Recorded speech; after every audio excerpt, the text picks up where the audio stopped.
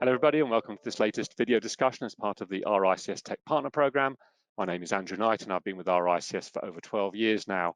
I sit within our knowledge and practice area of the organisation, and my role is to look at the impact of data and technology right across the built and natural environment. And I'm really glad to have a number of members of GIF with me today to talk about BIM in particular. So I guess it'd be great to go around the table quickly and get a few introductions. Perhaps if I could start with you, Verena. Hello, my name is Verena Rock and I'm the current president of GIF, the German Association of Property Researchers. Thanks. And Peter. Hello, my name is Peter Wieker. Together with Till, I lead the BIM project group at GIF. We developed the GIF BIM guideline. Thanks. Christoph. Hello, my name is Christoph Epping and I am member of the competence group BIM, and I developed the guideline too. Thanks. Stefan. My name is Stefan Seilhammer. I'm the treasurer of the GIF and I'm part of the board of directors of GIF, and I'm part of the founding group of the working group as data management at all. Thanks, Stefan. Till. My name is Till Kemper. I'm the second leader of the competence group, and I'm by profession legal expert for construction law. Thanks, Till. And last but not least, Dominic. My name is Dominic Brunner. I am the leader of the competency group data management at the Society of Property Researchers at GIF. Thanks. And staying with you, Dominic, could I ask first, GIF has published this new guideline on BIM in commercial building stock. How does the development of a guideline work at GIF?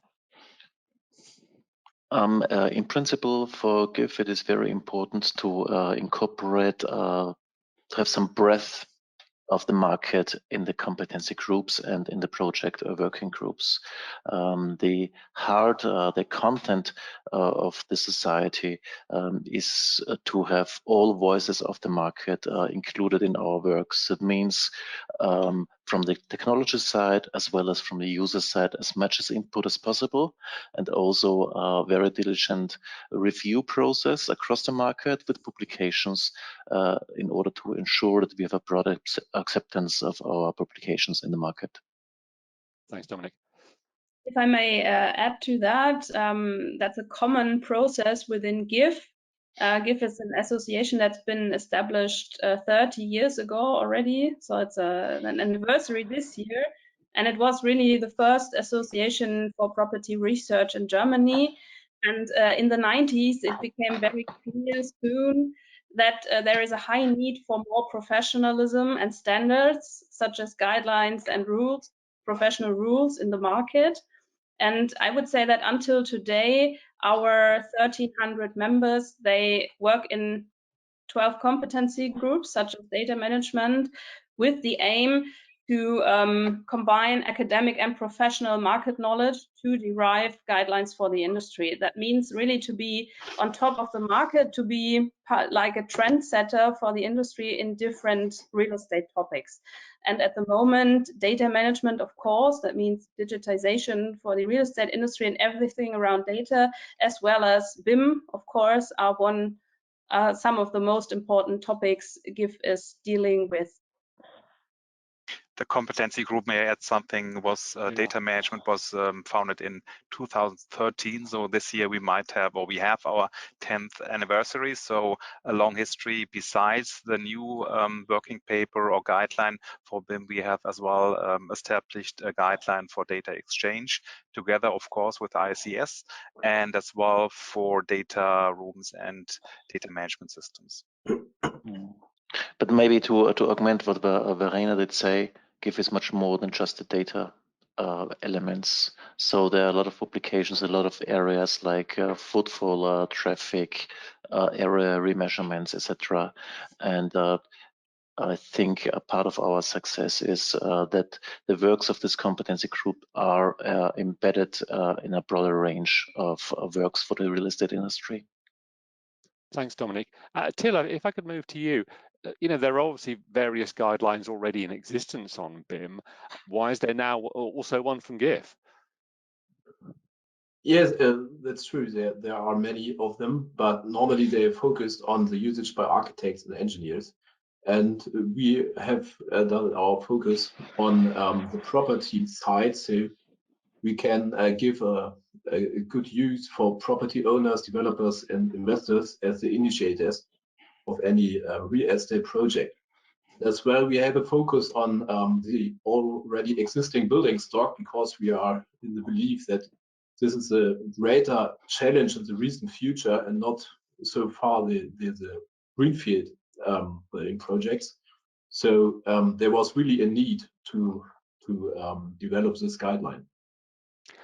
And Peter, what would you say distinguishes the GIF BIM publications from other publications in the space? Yes, as Till said, many guidelines focus on the planning process, and then BIM is the method for developing the planning. But the GIF BIM guideline, on the other hand, starts from the existing building and wants to regulate how the corresponding BIM model is designed. The information that the model must contain is defined individually per use case. So we focus on this parameterization, and that is when it comes to stock the model with information. In contrast to many other publications, we go into great detail to support the execution. Our goal is to open up the BIM model as a data source for owners, asset, and property managers. Thanks. Now, Christoph, I guess this does make me sort of ask perhaps an obvious question, that has there been any risk of creating either contradictions or duplications with existing guidelines? How have you kind of avoided that in designing this kind of guidance? I don't think that we create contradictions or duplications. We did not define things new that already exist somewhere else. And to avoid contradictions and duplications, we first did a lot of research, specifically in case of building data standards. And because of the pre-existing GIF IDA standards, we also knew that in real estate industry, there are also other data structures beside our building like bubble. And so after doing research, our task first was picking up the definitions from existing guidelines and standards, and then we integrate them into like a higher level data structure. Our goal was to provide a user-friendly guideline where the principles and the terminology are explained, and of course, if necessary, we refer to other guidelines. Actually, we have the knowledge that the topic of BIM is very dynamic field, and publications and recommendations are constantly being published by various organizations and software providers worldwide. So Peter, I guess a challenge with so many pieces of guidance is, how does it actually work in the real world? How do people apply it and actually use it in a real way, rather than just sort of sit and gather dust on a digital shelf? So I think the starting point must be the user's needs. What topics do you have to deal with? What data do you need really? From this goal definition, concrete BIM use cases can be derived. For example, the creation of an energy consumption certificate or an individual renovation roadmap, or also a CO2 certificate. We have presented the individual use cases in the form of profiles for a clear overview. The fact sheets also contain an estimate of the effort required to implement the BIM use case. You select the use cases that are relevant for you, and then you can display the model features necessary for their implementation. For this purpose, we have stored also a database with all features on the website gif-bim.org, which can be filtered by the use cases. In the end, you have your individual model requirement profile. Thanks, Peter. Now, Christoph, my understanding is that you don't provide any kind of concrete modeling specifications, model guidelines within the document, within the guideline. Why is that, and how does that then sort of work with implementing this? Yeah, it's the same reason, like Till already said, or Peter. We first took a look at our target group, and our target group are the decision makers in real estate industry, so not the planning industry. In our opinion, what counts at the end of the day is to deliver the right information at the right time, specifically for the right use case. So during my research I did in the past, I learned that the way how building information are prepared by service providers is not the most important part for the decision makers. So that is why we focus more on the level of detail within the BIM model. So we see the modeling guideline more like a software developer specific task. There are already different templates on the market already. Our task group or our competence group, and I think the GIF overall, wants to provide software independent standards. Now, another factor that I always talk a lot about on these videos and discuss it with various people in the marketplace is this whole issue of standardization. To what extent does GIF BIM contribute to that key area of standardization and commonality? Well, as already said, we didn't want to create any contradictions to other guidelines which already exist. So we went in a dialogue with some associations and other players who already created guidelines and just identified the gaps what we have to fill for the building stock. And therefore, we have developed a naming system for how features are to be named on the model regarding to the already existing guidelines and also to the gaps we identified. And we analyzed the existing guidelines, filled the gaps by experts' knowledge and the results of the dialogue and research. Our system refers to the cost group numbers of DIN 2067 and the IFC classes as an established data exchange format, for example, by Building Smart as a greater association. In addition, we have developed a list of characteristics in order to harmonize uniform designations for individual features. For example, the designations of floors, safety classes, etc., which are really important for the property or real estate whole. If applied consistently, data exchange is facilitated considerably, and the advantages of the use of BIM is optimized.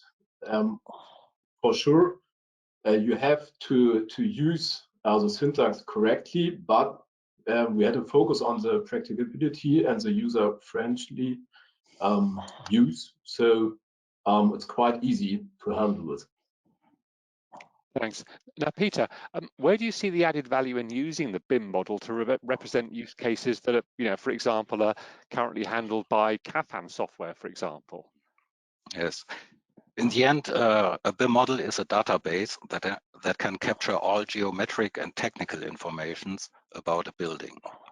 If the data is structured accordingly, I can read and use these informations in various ways. The informations are located in the model, and I can also visualize the building.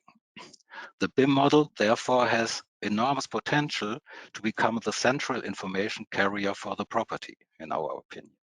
In addition, the BIM model naturally forms the basis for planning conversion and renovation measures.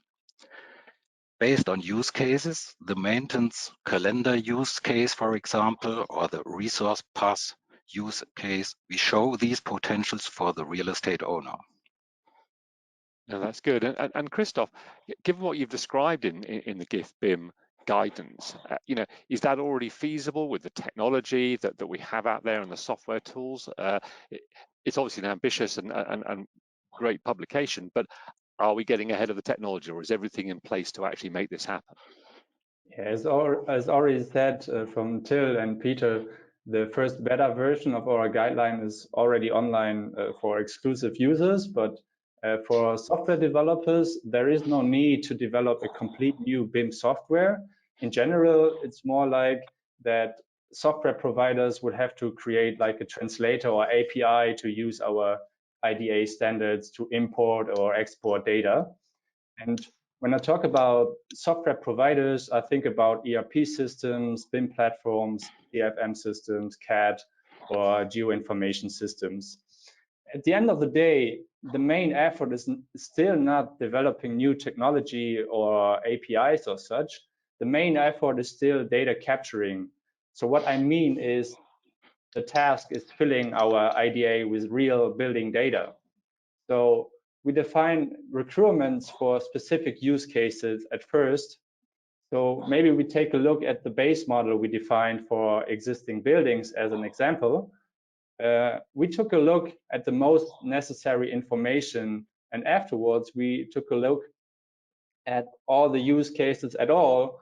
And you can see, for example, that the geometry of rooms or building elements like walls or roofs are used very often in different use cases. So we use this knowledge to define the requirements of the base model. And since the as-built modeling and the modeling of specific geometries can be very cost intensive, we think that by defining a base model where effort and benefit are balanced is a good starting point to start digitization, the whole portfolio. So more in general, maybe we think that capturing the most important building information data first lowers the risk and also the initial cost for starting digitizing and structuring your own real estate or building stock portfolio. And when I think about all our use cases, we follow the idea that often many questions can be answered if we look at the most important building informations first.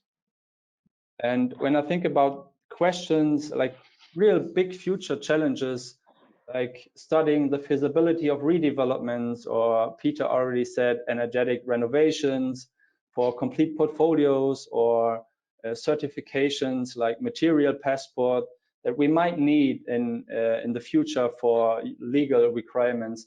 For all this, the building data and especially a standard is necessary to really be on point and deliver the quality you need. So we think that having a structured building data set, the portfolio or the asset managers and also investors will be able to make decisions in the future more precisely and react much more quickly like we did today.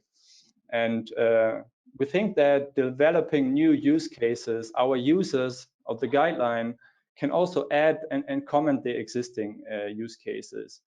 So as more use cases we define, as easier it becomes to explain the benefits of using our building data standard. Thanks. And I guess a last question to you, Peter. What does the future look like? Are you already working on an update of the guideline? So I think the others will answer, or should I? How you want? I think there are always updates, right? In the world of bits and bytes, there are always updates. That's part of the game. We have to make updates. We have to stay on the edge and close to the market, and that's important to us. So the BIM guideline, yes, it will get updated. We will have more use cases, also in collaboration with the correct parameters. Let's maybe not talk about the next update of this guideline, as we do have the current version now going out, but in parallel of this version going out, yes, updates will be made. As we're talking about that, we do have updates to our other guidelines, one on data rooms.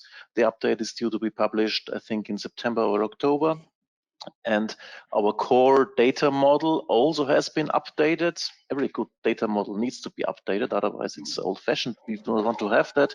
We want to stay close to the market. I think we are close to the market, and there, the draft of the update I just have finalized 2 hours before this talk here, and I take it will be published next quarter. And in this way, we can provide more standards to the market, more transparency to the market, and contribute our part to make Germany as an investment destination a bit more transparent, a bit more standardized, and a bit more attractive for foreign investors.